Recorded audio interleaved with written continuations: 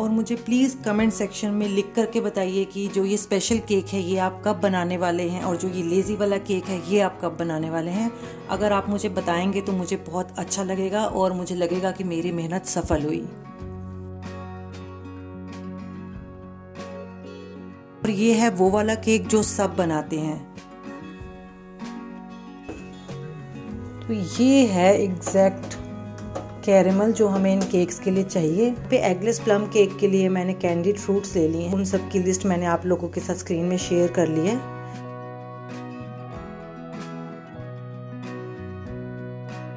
तो आपको बस इतना ऑरेंज जूस लेना है कि अच्छे से इसके अंदर मिल जाए, आपको पूरा भरने की ज़रूरत नहीं है।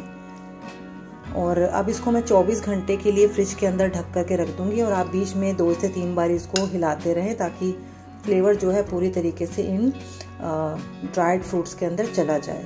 और बहुत से लोग इस स्टेज पर काजू और बादाम भी डाल देते हैं, लेकिन मैं एडवाइस यही करूँगी कि आप वो नहीं डालें, क्योंकि वो जो है ना उसका क्रंच ख़त्म हो जाएगा केक का और वो ना सॉगी हो जाएंगे आपके जो ड्राइड फ्रूट्स हैं काजू और बादाम, तो उसको हम बाद में डालेंगे।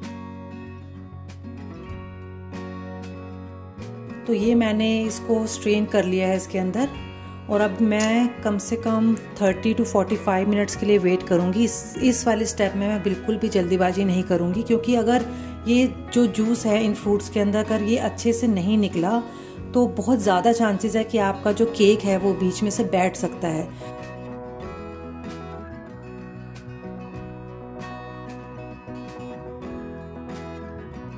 तो केक बनाने से पहले हम लोग सारी तैयारी करके रखेंगे पहले से। तो सबसे ज़्यादा जो क्रिटिकल पार्ट है इस प्लम केक का, या क्रिसमस केक का, वो है कैरेमल बनाना। ठीक है, तो यहाँ पे मैंने 150 ग्राम शुगर ली है और मैं आपको एक बात शेयर करना चाहती हूँ कि जब मैंने आज से 5-6 साल पहले प्लम केक या क्रिसमस केक बनाना शुरू किया था तो मेरा कैरेमल हमेशा जलता था और अगर सही बन भी जाता था तो वो ऑरेंजिश कलर में आता था। तो ऑरेंज कलर में आने से जो कलर प्लम केक का है वो डार्किश ब्लैक नहीं होता था। तो मैं एज अ लर्नर जब मैंने यूट्यूब से सीखती थी वीडियोस देख करके, तो पहले तो मैं ये बता दूं कि हाँ मैं किसी को क्रिटिसाइज़ नहीं कर रही हूँ किसी के वीडियो को, लेकिन एज अ लर्नर जो मैंने सीखा और जो मैंने रियलाइज़ किया वो मैं सिर्फ आप लोगों के साथ शेयर कर रही हूँ। तो मैंने ये देखा कि ऑरेंजिश कलर का जब कैरेमल है तो केक ब्लैकिश कलर में क्यों आ रहा है, तो मुझे लगा कि शायद मेरे ही किसी स्टेप में प्रॉब्लम होगी। पर जब मैंने as a professional baker course करना शुरू किया तो मैंने रियलाइज़ किया कि मैं क्या गलती करती आ रही थी। तो वही चीज़ मैं आप लोगों को अब यहाँ पे शेयर करने वाली हूँ ताकि आप लोग वो गलती ना करें। और अगर आपका मान लो कैरेमल इतनी जल्दी आपका सेट नहीं होता है हाथ इसमें, तो मैं आपको एक दूसरा तरीका, मतलब ऑथेंटिक तो वो नहीं है लेकिन हाँ मैं एक थोड़ा सा दूसरा तरीका आपके साथ शेयर कर रही हूँ ताकि आपको टेस्ट भी आ जाए, कलर भी आ जाए, सेटिस्फाई भी हो जाए। तो अब आपके ऊपर है कि आप उन दोनों में से कौन सा तरीका लेना चाहते हैं। तो सबसे पहली बात तो जो आपको कैरेमल बनाना शुरू करना है ना वो आपको एकदम धीमी आंच पर करना है, कभी भी आपको तेज़ आंच नहीं करनी है। जहां आपने तेज़ आंच करी वहां पे आपका कैरेमल जलना शुरू हो जाएगा। तो इसीलिए मैं एकदम धीमी आंच से शुरू कर रही हूँ। तो जो लोग भी यहाँ तक वीडियो देख रहे हैं, पहले तो मैं उनको शुक्रिया अदा करना चाहती हूँ कि आप इतने ध्यान से और इतने टाइम लगा कर के ये वीडियो देख रहे हैं। और अगर आपको ये वीडियो अच्छा लगे तो प्लीज़ लाइक, कमेंट और सब्सक्राइब ज़रूर कर दीजिएगा।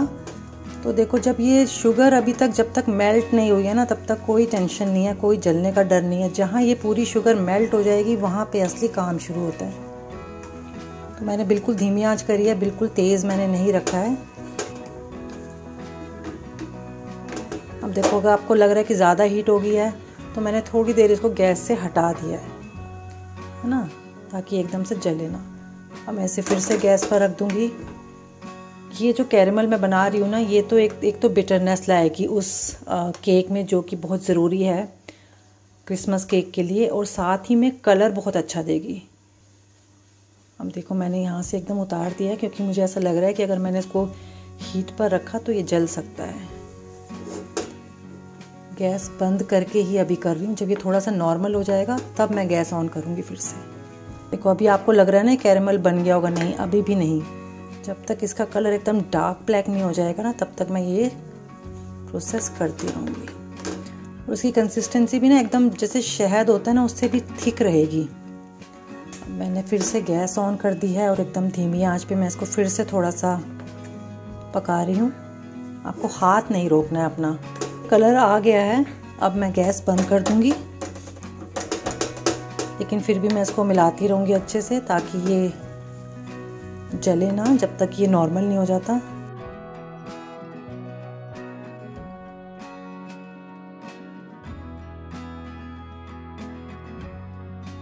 तो कलर आने के बाद मैंने गैस बंद कर दी थी कुछ सेकंड्स के लिए, और उसी बीच में मैंने इसमें पानी का जो ग्लास होता है वो आधे से ज़्यादा डाल दिया था ताकि ये जमे ना। अब इसको थोड़ी सी देर में और गर्म करूँगी, इसकी थोड़ी सी थिक कंसिस्टेंसी आने तक, तो फिर ये एकदम सेट हो जाएगा। और चांसेस हैं कि जब आप फर्स्ट टाइम बनाएं तो ये ठंडा होने के बाद जम सकता है, तो आपको इसका भी टेंशन बिल्कुल नहीं लेनी है। मैं लास्ट में एक तरीका भी बता दूंगी जो अगर जम जाए तो आपको उस स्टेज पर क्या करना है, उसको फेंकना नहीं है, उसको भी आप ठीक कर सकते हैं। तो अब इसकी कंसिस्टेंसी आनी शुरू हो गई है। अब मैं गैस बंद कर दूंगी क्योंकि अभी थोड़ा सा नॉर्मल होने में भी ये थिक होगा।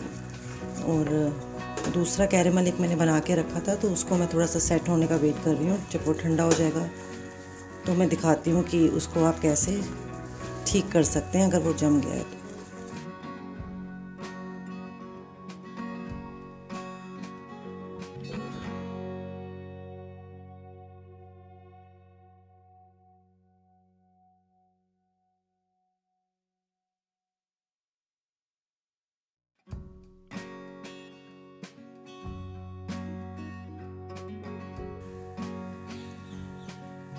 तो ये दोनों कैरेमल बनकर तैयार हैं। ये जो थिक हो गया था वो है, और ये जो नॉर्मल था ये वो है।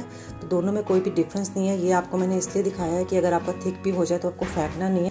और केक बनाने में जो है मैं ये थिक वाला यूज़ करूँगी जो एकदम थिक हो गया था, क्योंकि जो सही बना है उससे तो बनाना बिल्कुल आसान है। अगर थिक हो जाए तो उस केस में आपको कैसे करना है वो मैं आपको दिखाऊँगी। केक बनाने से पहले मैं आप लोगों को ये बता देती हूँ कि बटर पेपर हमें जो बेकिंग टिन है हमारा जिसमें हम बना रहे हैं उसमें लगाना कैसे है, क्योंकि उसके अंदर या तो बटर पेपर लगाना बहुत ज़रूरी है। और मैं उम्मीद करती हूँ कि आप लोगों ने बहुत से वीडियोस पहले केक के देखे भी होंगे, जो हमारा पुराना तरीका है कि आप इसमें पूरी जगह पे रिफाइंड ऑयल या वेजिटेबल ऑयल लगा करके थोड़ा सा मैदा स्प्रिंकल करके इसको ऐसे ऐसे करके पूरे में वो कवर कर लेगा मैदा। तो एक तरीका वो है। और अगर आप बटर पेपर और भी ज़्यादा अच्छी फिनिशिंग चाहते हैं तो आप ये बटर पेपर को, जैसे मैंने एक पीस ले लिया है, ठीक है, उसको मैंने ऐसे फोल्ड किया है। इसमें आपके केक की शेप नीचे से बिल्कुल इवन आएगी, कहीं से भी टेढ़ा मेढ़ा नहीं होगा। तो ये एक फोल्ड किया, फिर एक फोल्ड ये किया,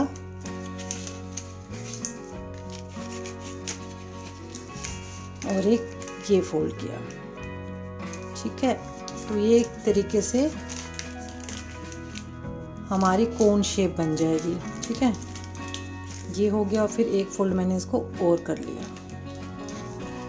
ये आपकी ऐसे आ गई। अब आपको अपना जो जिसमें भी आप बना रहे हैं राउंड शेप का वो जो है, आपको उसको ऐसे करके उसका जो सेंटर पॉइंट है वहाँ पे इसका ये रखना है एज, और उसको फिर जितना एक्स्ट्रा है ये आपको कट कर देना है, ठीक है।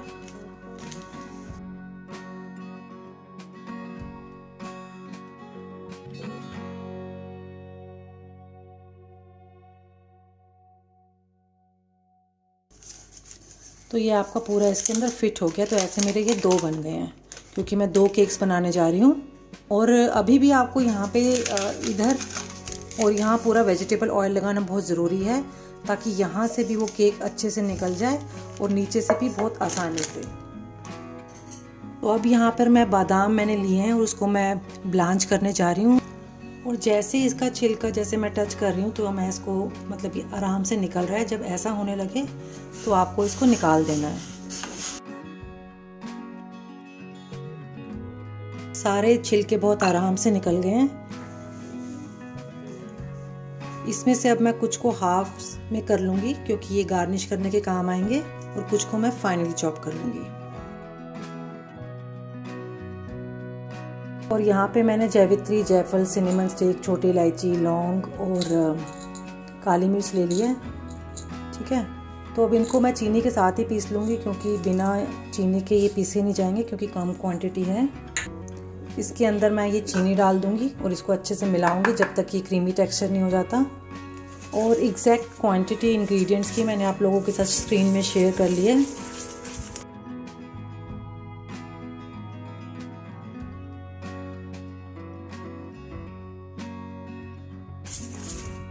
मैंने आपका जो मेजरमेंट्स लिए हैं वो मैंने तो ग्राम्स में लिए हैं और मैंने कप में भी मेंशन कर दिए हैं, पर मैं आप लोगों को यही एडवाइस करूँगी कि आप जब भी मेजरमेंट लें बेकिंग में हमेशा आप वेइंग मशीन यूज़ करें, क्योंकि एक केक के लिए तो ठीक है आप कप यूज़ कर रहे हैं, है ना, लेकिन मान लो आपने 10 केक बनाने हैं तो आप 10 बार ही तो मेजर नहीं करेंगे ना कप से।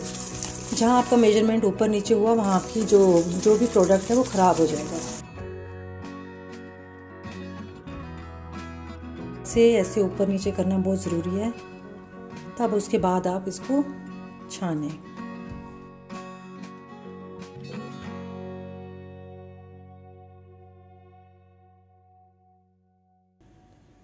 अब इसमें जो मैंने दही ली है इसको मैंने फेंट लिया था।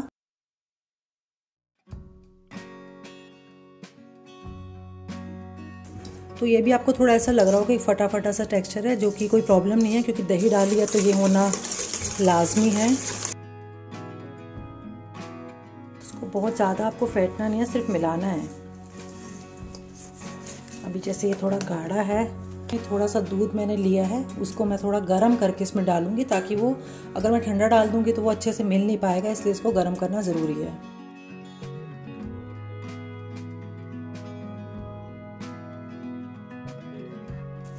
बस अब आपको इसके जो लम्स हैं वो ख़त्म करने हैं धीरे धीरे। ये जो है ना आपका बैटर ऐसा ही होना चाहिए, आप उसको जब अपने मोल्ड में डालें तो आपको ऐसे ही गिरना चाहिए, ठीक है। ये थोड़ा लिक्विड या इसका रिबन कंसिस्टेंसी जो केक में बोलते हैं उसकी ज़रूरत नहीं है। तो यहाँ पे मैं 200 ग्राम के करीब ले रही हूँ, और जो ये जूस है अभी मैं इसको रख रही हूँ। आप चाहे तो केक बनने के बाद ये जूस उसमें ब्रश कर सकते हैं, उससे टेस्ट अच्छा आएगा, सॉफ्ट भी रहेगा।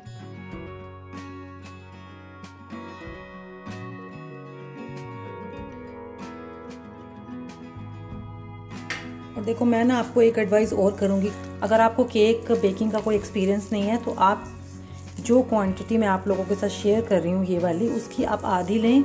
और अभी आपको सामान ना बहुत ज़्यादा महंगा लेने की ज़रूरत नहीं है, जैसे जिंजर पील, ऑरेंज पील, है ना, ज़्यादा सामान इकट्ठा करने की ज़रूरत नहीं है। आप चाहे तो फर्स्ट टाइम जो हमारे टूटी फ्रूटी हैं उनके साथ भी केक बना सकते हैं, ठीक है। तो आपको पता चल जाएगा कि बनाना कैसे है, टेक्सचर कैसा आ रहा है। जब आपका केक अच्छे से बन जाए तो आप ये सब सामान ला करके आप इसको ज़्यादा क्वांटिटी में बना सकते हैं, क्योंकि मैंने ऐसे बहुत किया है कि मैं जो भी क्वांटिटी देखती थी वही एग्जैक्ट क्वांटिटी बनाती थी, और जब मेरा केक या कोई भी चीज़ ख़राब हो जाती थी तो मेरे को बहुत दुख होता था, क्योंकि इतना पैसा लगता है ना ये सब चीज़ें लाने में, और उसके साथ साथ टाइम जो जाता है वो अलग।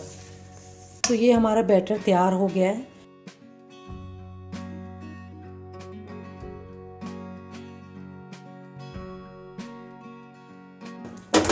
थोड़ा सा पानी डाल करके मैं इसको बिल्कुल धीमी आंच पे फिर से गर्म कर रही हूँ। जैसा कि मैंने बोला था कि ये चीनी ही है, अगर जम भी गई है तो कोई घबराने की बात नहीं है, ये पिघल जाएगी थोड़ा सा हीट लगने पर, क्योंकि मैं ये चीज़ बहुत बार एक्सपीरियंस कर चुकी हूँ इतने सालों में, तो इसलिए मुझे पता है कि अगर जम भी गई है तो कोई टेंशन नहीं है, बस वो जलनी नहीं चाहिए, वो जलने की जो स्मेल होती है वो नहीं आनी चाहिए, बाकी सब चले। तो अब ये मेरा केक भी यहीं पास में है ताकि ये फिर से जमे ना।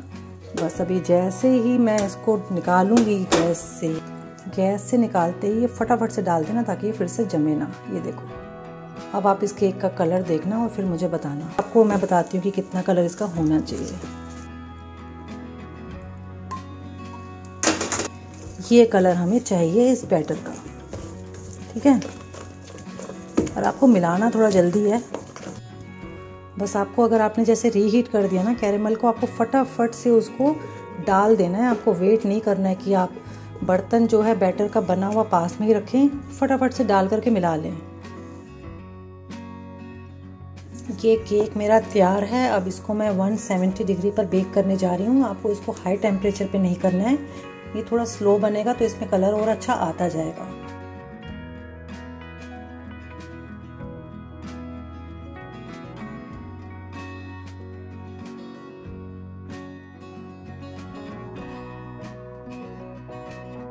तो ये मैं दूसरा वेरिएशन उन लोगों के लिए बना रही हूँ जिनको लगता है कि कैरेमल बनाना बहुत क्रिटिकल है उनके लिए और वो अभी तैयार नहीं है ये टाइम देने के लिए। तो यहाँ पे आप क्या कर सकते हैं कि मैंने यहाँ पे 170 ग्राम मैदा की जगह पे 165 ग्राम मैदा लिया है। बाकी सब कुछ वही है, बटर, शुगर, फ्रूट्स और कोई चेंजेस नहीं है। और उसकी जगह पे 5 ग्राम मैंने यहाँ पे जो है कोको पाउडर ले लिया है। इससे क्या है कि आपका जो कलर है वो उसका थोड़ा डार्क ब्राउन आ जाएगा। मैंने कोको पाउडर थोड़ा ही डाला है ताकि जो है कलर भी आ जाए और जो चॉकलेट कोको पाउडर का जो फ्लेवर है वो डोमिनेट भी ना करे रेसिपी में।